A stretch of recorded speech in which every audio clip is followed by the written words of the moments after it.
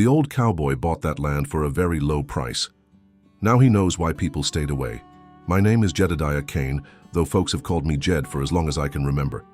I'm 57 years old. I've been riding the frontier for the better part of 4 decades, and I thought I'd seen everything this wild country had to offer. I was wrong. It all started 3 weeks ago when I rode into Silverton, Colorado, looking for a place to settle down. My joints ache more than they used to, and the thought of having my own spread, my own land to work and tend, had been growing stronger with each passing winter. The real estate office was a cramped little affair above the barber shop, run by a nervous man named Fletcher, who kept wiping his hands on his vest like they wouldn't come clean. Looking for good grazing land, I told him. Something with water. Rights, maybe a house already built. Don't need much, just a place to run a few head of cattle and live out my years in peace. I watched Fletcher rifle through his papers, muttering to himself. When he pulled out a particular deed, his hands actually trembled. There is one property, he said, not meeting my eyes. Fine grazing land, about 200 acres. Good creek running through it, sturdy house, barn in decent repair. The previous owner was, well, he's gone now. How much? Fletcher named a price so low I thought I'd misheard him. You sure about that figure? That's what the seller wants, he said, still not looking at me directly. Of course, if you're not interested, I'll take it, I said, probably too quickly. But the price was less than I'd pay for a decent horse, and the descriptions sounded like everything I'd been hoping for. Fletcher had me sign the papers right then and there, like he was afraid I'd change my mind if I had time to think about it. When I asked about seeing the property first, he waved me off. Trust me, Mr. Kane, it's exactly what you described wanting. You can move in whenever you like. I should have been suspicious of his eagerness to close the deal. Should have wondered why such good land was going for practically nothing. Should have asked more questions about what happened to the previous owner. But I was tired of the road, tired of sleeping under stars and eating beans from a can, and the thought of my own place was too tempting to resist. The next morning, I loaded my few possessions into a wagon I'd bought from the livery, hitched up my 2 horses, Thunder and Belle, and headed out to see my new home. The directions Fletcher had given me led through town and then northwest into the foothills, following a rutted dirt road that seemed to get lonelier with every mile. It was a beautiful October day, crisp and clear with the aspens starting to turn gold on the mountainsides, the kind of day that makes a man grateful to be alive and free in God's country. But as I got closer to what Fletcher had marked on his crude map as my property, I started noticing things that didn't sit right. The road was in poor repair like nobody had used it in months. The fence posts along the way were rotted and broken, and though I passed 2 other homesteads, neither showed any signs of recent activity. When I finally reached the property line, marked by a crooked wooden sign that read Caneland in fresh paint, I felt my first real twinge of unease. The horses stopped dead. Thunder, my gelding who'd carried me through Indian country, and Blizzards without hesitation, planted his feet and refused to take another step forward. Belle, normally calm as a Sunday morning, started snorting and backing up, her eyes rolling white. Easy there, I murmured, dismounting to check what had spooked them. But I couldn't see anything unusual. Just a dirt road leading through a stand of pine trees toward what looked like a decent-sized house and barn. I tried leading Thunder by the reins, but he dug in his heels like he was facing the gates of hell. It took 20 minutes of coaxing and a handful of sugar lumps to get both horses to cross onto my new property, and even then they stayed jumpy and alert, ears swiveling at every sound. The house was better than I'd expected. 2 stories, solid log construction, with a wide porch and multiple windows. The barn was equally well built, though I noticed the doors hung slightly askew, like they'd been forced open recently. But it was the silence that bothered me most. Complete, absolute silence. No birds singing, no insects buzzing, no rustle of small animals in the underbrush, just the whisper of wind through the pine needles and the nervous breathing of my horses. I unhitched the wagon and led Thunder and Belle toward the pasture behind the barn. Good grass, plenty of it, and I could see the creek Fletcher had mentioned sparkling in the afternoon sun. But the horses wouldn't enter the pasture. Both animals planted their feet at the fence line and refused to go further, no matter how I coaxed or pushed. Thunder actually reared up when I tried to force him, something he'd never done in all the years I'd owned him. All right, I muttered, leading them back to the barn. We'll figure this out later. I spent the rest of the afternoon exploring my new property and getting a feel for the place. The house was furnished, though sparsely, and reasonably clean. The previous owner had left behind some basic supplies, canned goods, flour, coffee, and even a bottle of whiskey on the kitchen table. But there were odd details that nagged at me. Scratches on the inside of the front door, like someone had been trying to claw their way out. A wooden cross was nailed above every window, though. Most had fallen down and lay scattered on the floors. And in the bedroom upstairs, the mattress had been slashed open, its stuffing scattered around the room like someone had been searching for something hidden inside. I told myself these were just signs of the previous owner's troubles, whatever. They might have been.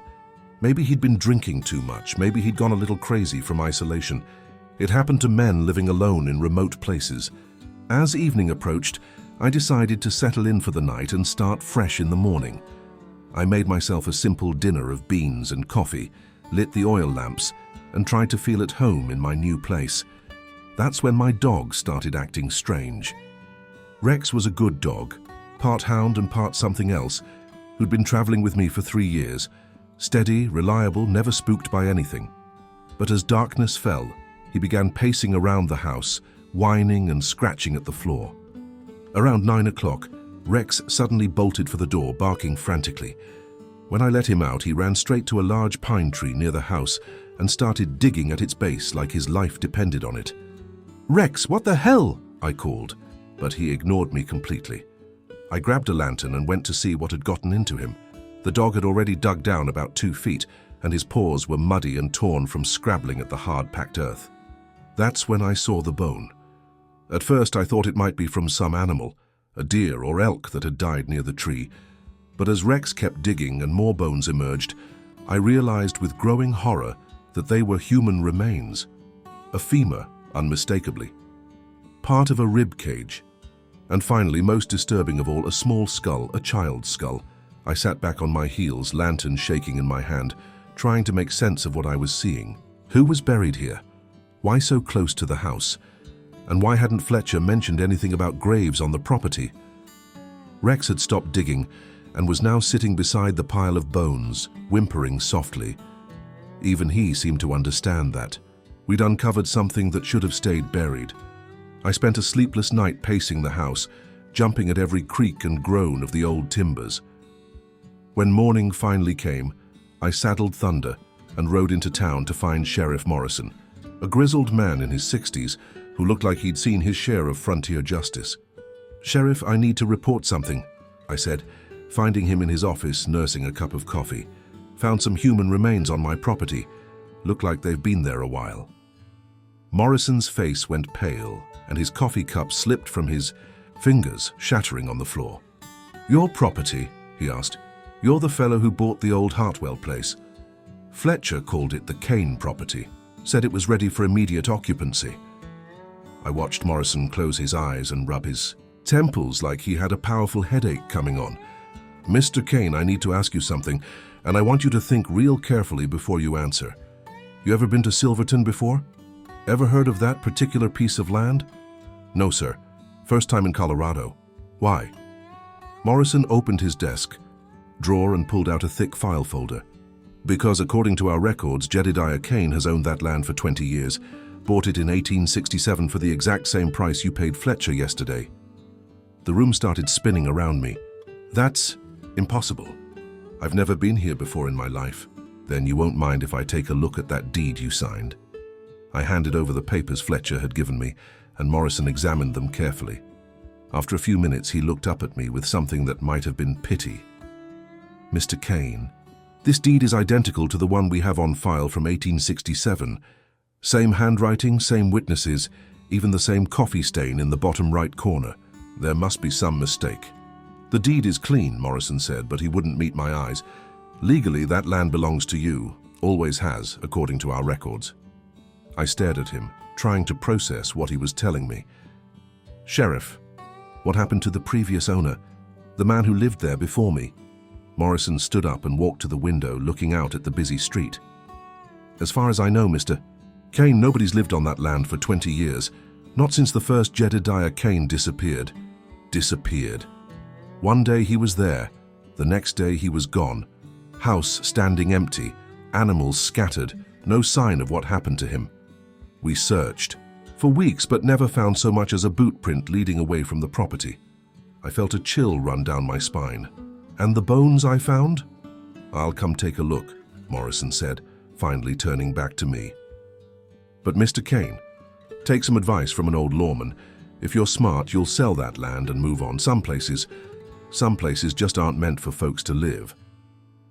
That afternoon, Sheriff Morrison rode out to my property with a deputy named Collins.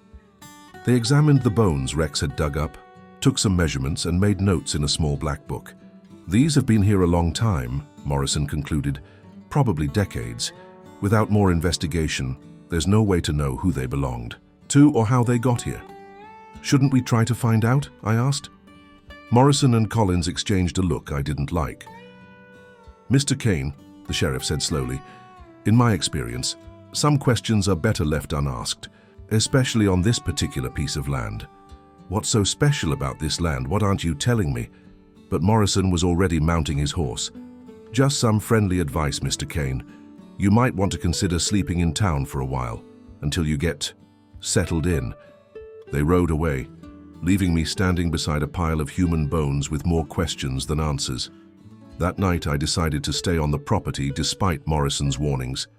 This was my land now, whatever its history, and I wasn't going to be scared off by old bones and local superstitions. I reburied the remains as respectfully as I could, said a prayer over the makeshift grave, and tried to put the disturbing discovery out of my mind. But as I was carrying water from the well to wash up before dinner, I heard something that made my blood freeze. Footsteps. Slow, deliberate footsteps circling the house. I set down the water bucket and listened carefully. The sound was unmistakable. Someone walking around my house in the darkness. But when I grabbed my rifle and stepped onto the porch, I couldn't see anyone. The footsteps stopped. I waited for several minutes, scanning the darkness for any sign of movement. Nothing. Just the whisper of wind through the pines and the distant call of a coyote. "Hello?" I called out. "Anybody there?" No answer. I walked around the entire perimeter of the house, rifle ready, but found no trace of whoever had been circling the building. No footprints in the soft earth, no disturbed vegetation, nothing to indicate that anyone had been there at all. But I knew what I'd heard. The next morning I found fresh footprints in the dirt around the house. Not boot prints, bare feet. Small ones like a child's. They circled the building 3 times before disappearing at the edge of the tree line. I followed the trail as far as I could, but it simply ended at a large boulder, as if whoever had been walking had vanished into thin air. Rex wouldn't go near the footprints. Every time I tried to lead him over to investigate, he would plant his feet and refuse to move, whining deep in his throat. That afternoon, while cleaning out the barn, I made another disturbing discovery. In the hayloft, tucked behind a loose board, I found a small child's shoe, a little girl's shoe made of black leather with a tiny silver buckle. The shoe was old but not ancient. It couldn't have been there for more than a few years. But according to Sheriff Morrison, no one had lived on this property for 2 decades. So, whose child had lost a shoe in my barn?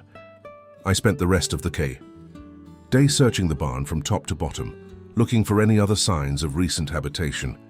What I found was even more disturbing than the shoe. Scratches on the walls. Not random scratches, but deliberate marks that looked almost like writing. When I held my lantern close, I could make out individual letters carved into the wood. HELPME, and most chilling of all, JED. Someone had been carving my name into the barn walls. That evening, as I sat on the porch trying to make sense of everything that had happened, I heard another sound that shouldn't have been possible. My name was whispered from the direction of the well. Jed. Jed. I grabbed my lantern and walked to the well, a stone-lined pit about 20 feet deep, with clear cold water at the bottom. The voice seemed to be coming from down in the darkness. "Hello," I called, leaning over the edge. "Jed," came the whisper again, definitely from inside the well. I lowered my lantern on a rope, but the light revealed nothing except water and stone walls. Yet the whispers continued, soft and insistent, calling my name over and over. I backed away from the well, my hands shaking. This was impossible. Wells don't whisper. Dead men don't call your name from dark water. But I knew what I was hearing.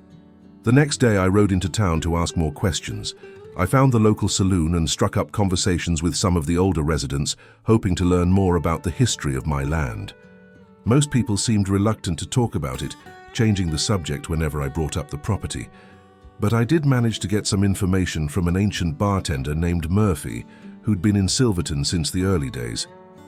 "That land's got a bad reputation," Murphy told me as he polished glasses. "Always has, even before the first fellow bought it." "The first fellow?" "Before your time. Man named Kane, just like you. Funny coincidence, that. He bought the land cheap, just like you did, and seemed happy enough at first. But after a few months..." Murphy trailed off, shaking his head. "What happened after a few months?" "Strange. Things. Animals dying for no reason. Lights in the woods at night. Sounds are coming from that old well. And Kane himself. He started acting peculiar, talking to people who weren't there, showing up in town covered in mud with no memory of how he'd gotten that way. I felt a chill run through me. What happened to him? One day he just vanished, left everything behind, house, animals, all his possessions. Sheriff organized a search, but we never found hide nor hair of him." Murphy leaned closer, lowering his voice. "Some folks say he's still out there somewhere, wandering in the woods around that property. Others think the land itself took him. Sounds crazy, I know, but what?" "Well, you're the third Jedediah Kane to buy that land in 20 years. The other two both disappeared the same way. Makes a man wonder." I stared at him. "The third?" "The first one in 1867, the second one in 1877, and now you. All named Jedediah Kane, all paid the same price, and all signed identical deeds. Kind of strange, don't you think?" That night, I lay awake in bed thinking about what Murphy had told me. 3 men, all with my name, all disappearing after buying the same piece of land. It was impossible, but I couldn't deny the evidence. Around midnight, I was startled awake by the sound of my lantern being extinguished. I always left one burning on the kitchen table, but now the house was completely dark. I fumbled for matches and relit the lantern, checking the oil reservoir. It was still half full, and the wick looked fine. There was no reason for it to have gone out on its own. I made a mental note of the time, exactly midnight, and went back to bed. The next night, the same thing happened. The lantern went out at precisely midnight, though I could find no mechanical reason for it. The third night, I decided to stay awake and watch. I sat in the kitchen, staring at the lantern, waiting to see what would happen. At 11:59, the flame began to flicker. At exactly midnight, it died completely, as if someone had blown it out. But I was alone in the room. I relit the lantern immediately, and it burned normally for the rest of the night. But the message was clear. Something in this house didn't want light after midnight. The next morning brought a new horror. I woke up outside, not on the porch, not near the house. I was lying in the middle of the pasture 50 yards from my front door, wearing only my nightshirt and covered head to toe in thick black mud. I had no memory of leaving the house, no memory of walking outside, of getting muddy, of lying down in the grass. The last thing I remembered was going to bed around 10 o'clock. Rex was sitting beside me, whimpering softly, as if he'd been watching over me all night. I staggered back to the house, washed off the mud, and tried to figure out what had happened. Had I been sleepwalking? If so, where had I gone to get so thoroughly covered in mud? The creek was clear and shallow, nothing that would create the thick black substance that had coated my skin. Later that morning, while I was feeding the horses, my neighbor from the next property over, a grizzled rancher named Williams, rode up to the fence. "Morning," he called, but he wouldn't dismount or come any closer to the house. "Morning, Mr. Williams, what can I do for you?" Williams reached into his saddlebag and pulled out a small black book. "Thought you might want this," he said, tossing it over the fence. "Bible belonged to my late wife." I picked up the book and found a note tucked inside the front cover. Don't sleep in the main house. Stay in the barn if you have to stay at all. Williams. Mr. Williams, I called, but he was already riding away. What do you mean? What's wrong with the main house? He didn't answer, disappearing over a hill without looking back. That afternoon, I decided to explore more of my property, hoping to find some explanation for the strange things that had been happening. I followed the creek upstream, looking for the source of the black mud I'd been covered with. About a quarter mile from the house, I found it, hidden in a grove of aspen trees, was what looked like an old cemetery. 13 wooden crosses, most of them rotted and falling down, marked small graves arranged in a rough circle around a larger plot in the center. The graves were old. The wood was gray and weathered, and most of the carved names had been worn away by decades of weather. But one cross caught my attention because it looked newer than the others. The wood was still white, the carving still sharp and clear, and the name on it made my blood run cold. Jedediah Kane, 1867. This had to be the grave of the first man to buy my property. But why was he buried here, in an unmarked cemetery on my land instead of in the town graveyard? I examined the other crosses more closely, trying to make out the names and dates. What I found was even more disturbing. Every grave was marked with the name of a child, ages ranging from 5 to 15, and all the dates were from the 1840s and 1850s, decades before the first Jedediah Kane had supposedly bought the land. Mary Hartwell, age 7, 1847. Thomas Hartwell, age 9, 1849. Sarah Hartwell, age 12, 1851. The list went on. 13 children, all with the same last name, all buried in this hidden grove on my property. But what really made my skin crawl was the central grave. The largest cross, obviously meant for an adult, bore a name I recognized: Ezekiel Hartwell, 1802-1855. He gathered them home, Hartwell. Sheriff Morrison had called this the old Hartwell place. But Fletcher had told me it was the Kane property. As I stood among the graves, trying to piece together the history of this cursed land, I noticed something that made my heart skip a beat. The cross marking Jedediah Kane's grave was casting a shadow, even though the sun was directly overhead.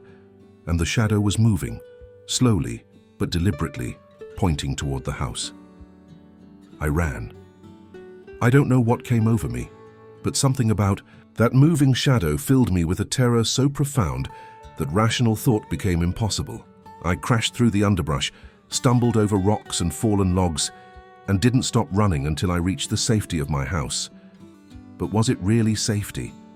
Everything that had happened, the whispers from the well, the extinguished lanterns, the mud-covered sleepwalking, had occurred right here.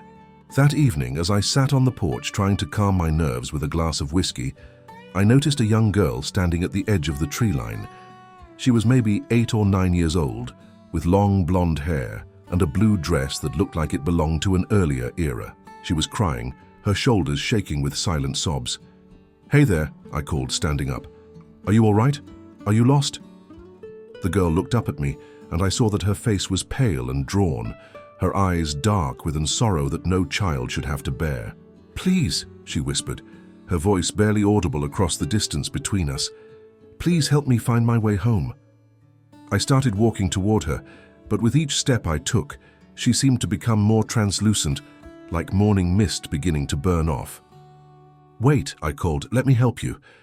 But by the time I reached the tree line, she was gone, vanished completely, as if she'd never been there at all. I searched the area for any sign of her, footprints, disturbed vegetation, anything to prove that I hadn't imagined the encounter. But I found nothing. That night I couldn't sleep. Every time I closed my eyes, I saw the little girl's face, heard her plea for help. Who was she? Where had she come from? And why had she seemed so familiar, like someone I'd seen before but couldn't quite place? Around 3 in the morning, I gave up on sleep and decided to look through the house more thoroughly. Maybe the previous owner had left behind some clue about the property's history. In the attic, dusty and filled with cobwebs, I found a wooden crate filled with old newspapers and documents. Most were too water-damaged to read, but I did manage to salvage a few pages from a Silverton newspaper dated 1855. The headline made my blood run cold. "Hartwell children still missing." Local rancher claims no knowledge of family's whereabouts. According to the article, 13 children from various families in the area had disappeared over the course of several years.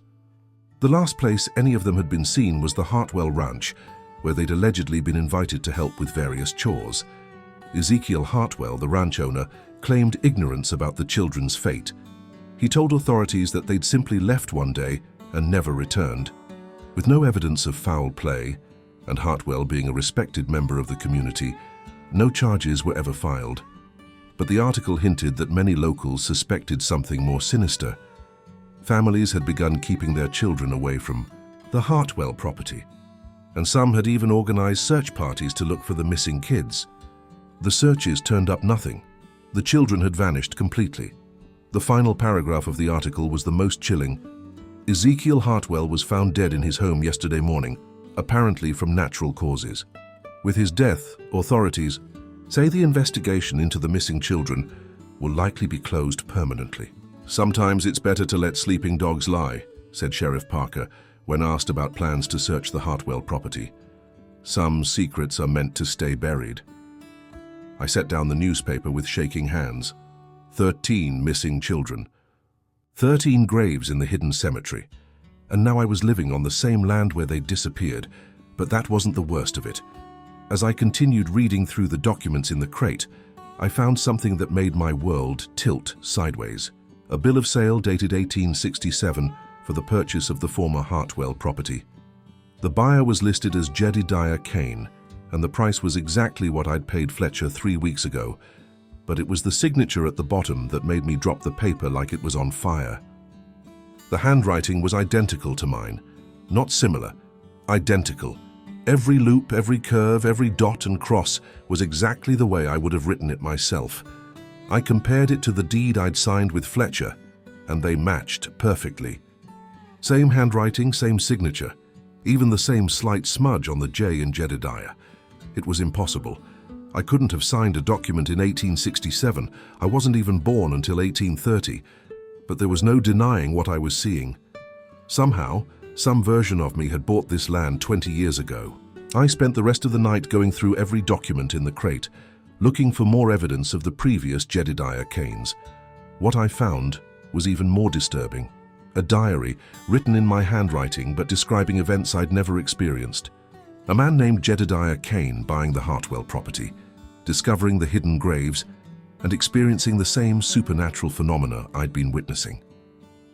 But this diary was dated 1877, 10 years after the first purchase. According to the entries, this second Jedediah Kane had also been drawn to the property by its impossibly low price. He'd also discovered the bones, heard the whispers from the well, found the little girl's shoe in the barn. But there was more. This Jedediah had begun having visions, memories that weren't his own. He'd seen himself as Ezekiel Hartwell, luring children to his ranch with promises of candy and coins. He'd watched himself kill them, one by one, and bury their bodies in the grove that would become their cemetery. The final entry in the diary was dated 3 months after the purchase. I understand now. This land doesn't just have a memory, it has a hunger. It feeds on guilt and fear and the blood of innocence. Hartwell fed it for years, and when he died, the land needed a new keeper. So it calls to men named Jedediah Kane. It makes them buy the property, makes them stay, makes them remember what Hartwell did, and eventually it makes them continue his work. I can feel it happening to me. The visions are getting stronger. Sometimes I wake up outside with dirt under my fingernails and no memory of how I got there. Sometimes I hear children laughing in the woods, and I know they're calling to me. I won't let it happen. I won't become what Hartwell was, but I don't think I can leave either. The land won't let me. If someone finds this diary, if another Jedediah Kane comes to claim this cursed property, know this: you're not the first and you won't be the last. The land chooses its keepers carefully. It only calls to men with a particular name, a particular face, a particular capacity for both love and violence. It called to me because I am Ezekiel Hartwell, not his descendant, not his spiritual successor. I am him, reborn and rechristened, doomed to repeat his crimes until the debt is paid in full. And so are you, Jedediah. so are you. I threw the diary across the room, but I couldn't throw away the terrible certainty that was growing in my mind. The man who'd written those words was right. I could feel it myself now. The strange familiarity of this place, the sense that I'd been here before, done these things before. The little girl I'd seen crying at the tree line wasn't a stranger. She was Mary Hartwell, age 7, and I'd killed her in 1847. Not me, exactly. Not the Jedediah Kane who'd been born in 1830 and raised on a farm in Kansas. But some other version of me. Some dark reflection that wore my face and bore my name and carried the stain of innocent blood on his soul. Every night at midnight, all the lights in the house would extinguish simultaneously. The whispers from the well grew louder. I found more children's belongings, a wooden toy horse, a hair ribbon, marbles, and the visions started. At first, they came only in dreams. I would see myself as Hartwell, using candy to lure children to my ranch, but soon the visions began bleeding into my waking hours. The worst part was that these weren't memories of someone else's crimes. They felt like my own memories. One morning, I woke up in the hidden cemetery, lying on Hartwell's grave wearing a black suit I'd never seen before. In my pocket was a list of names written in my handwriting, children living in Silverton, with their ages and addresses. I tore up the list and burned it, but I knew it was too late. The transformation was nearly complete. That night I tried to escape. I saddled Thunder and rode in every direction, but every road led back to the house. The land wouldn't let me leave. On my final attempt, I saw Mary Hartwell standing in the road. "Uncle Ezekiel," she said, smiling. "You came back to us. You came home." "I'm not Ezekiel," I said. "Yes, you are. You always have been. You just forgot for a while." More children appeared, all 13 victims welcoming their killer home. "We forgive you," Mary said. "We understand. You gathered us home, just like the headstone says." Thunder bolted back toward the house. Part of me wanted to return, eager to reclaim my identity as Ezekiel Hartwell. When we reached the house, I walked to the well and saw my reflection in the dark water. But it wasn't Jedediah Kane's face. It was Ezekiel Hartwell, younger, with eyes full of purpose. "I remember," I said to my reflection. "I remember everything." I spent the next few days preparing for my return to Silverton. There were new children in town who might accept an invitation from a friendly old rancher, but Sheriff Morrison arrived with a deputy. "Mr. Kane," Morrison called, refusing to approach the house. "We've had reports. Folks say you've been asking about children, showing unusual interest in families with young ones." "Just trying to get to know my neighbors," I said. Morrison's hand rested on his gun. "Don't play dumb with me, Hartwell. 3 men calling themselves Jedediah Kane, all buying the same land, all developing the same interests." He pulled out a folded paper. "Found this in the previous Jedediah's belongings, a confession describing what Ezekiel Hartwell did to those children. I think what happens," Morrison continued, "is every 20 years the evil that lived in Hartwell finds a new host, calls itself Jedediah Kane, and starts the cycle over." "You have no authority over me," I said, and I realized it was Hartwell speaking. "Your land?" Morrison laughed. "Hartwell, you've been dead for 30 years, and here's what's going to happen. You stay on this property. You don't go to town, you don't go near children, because if you do, I'll put a bullet in your head." They rode away, leaving me with the realization that Morrison was right. I was trapped, watched by a town that remembered what Hartwell had done. That night, the children visited me. All 13 victims, walking out of the forest in burial clothes. "Uncle Ezekiel," Mary said, taking my hand with fingers cold as snow, "we've missed you." "We're lonely," added Thomas. "We want you to bring us friends." "I won't hurt anyone," I said, but their grip was stronger than iron. "But that's what you do," Mary said. "You gather children home. You always have." Despite my resistance, I felt Jedediah Kane's personality crumbling away. I was Ezekiel Hartwell. I always had been. The next morning I woke with dirt under my fingernails and blood on my clothes. In my pocket was a silver locket engraved SM with a photograph of a blonde girl. I'd killed again. Somewhere in darkness, I'd found a child and added her too. my collection. I found Rex digging at the pine tree, uncovering fresh dirt and a small hand still soft with recent life. The horror broke through Hartwell's control and I screamed, but part of me was already planning the next hunt, because this was who I really was. The answer came in a flash of memory. 1847, young Ezekiel Hartwell, working for the Morrison family. Their daughter Elizabeth had rejected his advances.